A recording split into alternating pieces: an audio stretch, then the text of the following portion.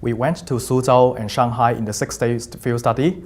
The companies that we visit include a wide range of industry, like CUHK from electronics manufacturing, Federal Dozen from home building, Aurora from the office furniture and design, Jones from legal, and even state-owned enterprise like BioSteel. So I can say this is quite a wide range of industry and encompasses a lot of different dimensions.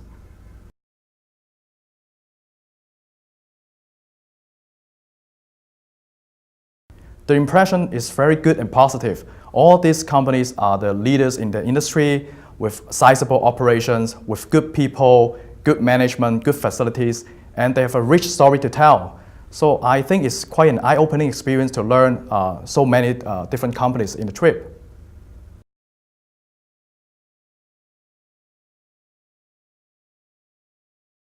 In CUHK, the employee is the most important. The company invests a lot to build up the relationship with the employee and also insert family concept to the employee.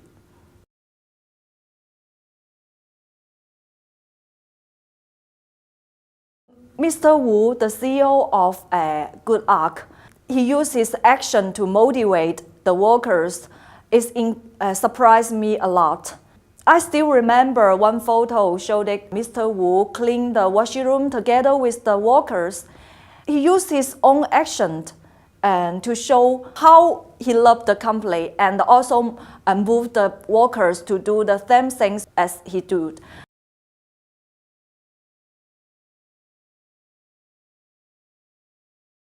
So the first one is about Mr. Wu again. So the CEO and owner of CUHK. So he strongly believes of the idea of happy enterprise.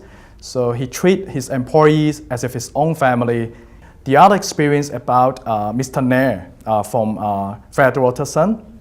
So their famous principle of honesty, love for others, hard work, responsibility are followed by many other companies in China. So and you know what? They demonstrate to the extent that how much they trust the employees. So when the employees need to do some cash reimbursement, they just need to write down how much they spend, what they have bought, and then they can take the cash away without a third party or an accounting clerk to check the receipt, the amount, and the items. So I think it's really quite a unique experience that you won't be able to find anywhere in the world or in Hong Kong.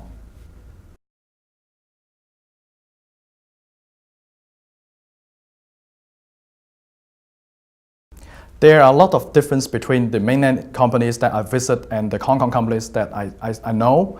And I think the major difference is when it comes to people management. So Hong Kong companies used to motivate their staff by external incentives like a salary increment, more attractive bonus, and some sort of compensation to compensate their hard work. But for these Chinese companies, they motivate the people from within.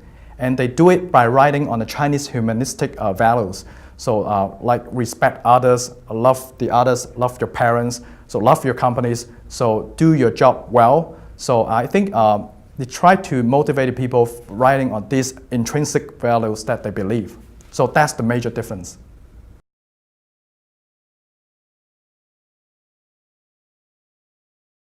Well, it's difficult to tell, but I think this is also the valuable experience that I gained during this trip. At least I can see that there are some companies in China applying this way to manage their people, and they're doing well. They can rely on the Chinese traditional values to motivate their people, and there's an alternative way to achieve business performance by treating the people well and turning them into happy people. I believe the concept applies everywhere. When you treat people well, the people will respect the job and they will contribute to your company in return. And that's the main idea of how these leaders are running their companies.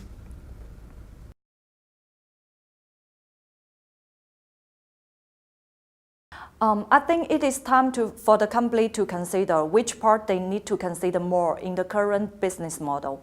And as you know, nowadays, how to keep the good relationship with the talents and how to keep the low turnover rate of the employee is very important for the companies.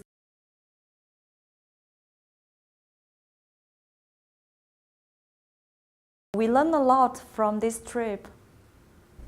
How about Dennis? Yes, I think it was great, except one thing that I wish the trip can be made longer because there are so many things to learn, to experience, to see. So I think just 6 days is not enough. So I wish it can be extended to a week or two.